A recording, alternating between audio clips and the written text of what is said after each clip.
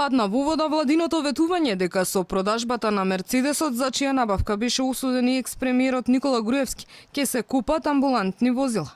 Дали ќе се продаде и каде ќе завршат парите не се знае. Јасно е само дека владата повторно се одрече од автомобилот, но со него се превезуваа представници на меѓународната заедница како германската канцеларка Меркел, првиот човек на НАТО Столтенберг, помошник државниот секретар на САД Мичел.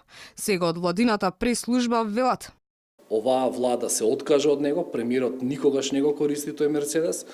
Тој Мерцедес е дел од судска постапка и се додека истата е активна, тој Мерцедес ќе остане таму каде што е, како дел од таа судска постапка на специјалното јавно обвинителство.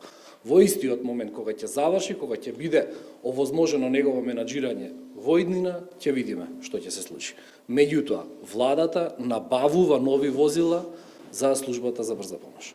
Набавката на 12 нови возила чини 18 милиони динари, а 8 комбиња од Министерството за земјоделство ќе се адаптираат за потребите на итната медицинска помош.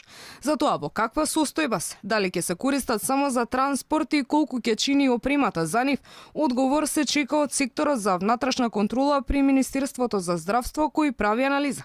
За сега е познато дека во возилата имало канцелариска опрема. Секторот опрема ги работи тие работи и ги анализира. Тоа се комбиња кои што не беа користени од Министерството за земјоделство и ако беа наменети за некаква форма на мобилни канцелари. Укажа на тоа дека навистина се во добра состојба и сметаме дека треба да по соодветна постапка да се пренаменат во една или во друг тип на возило за транспорт или за хитна помош. Додека трае ова, во меѓувреме се прави анализа и за тоа дали е подобро приватник да менаџира со брзата помош и домашната посета преку опцијата јавно-приватно партнерство.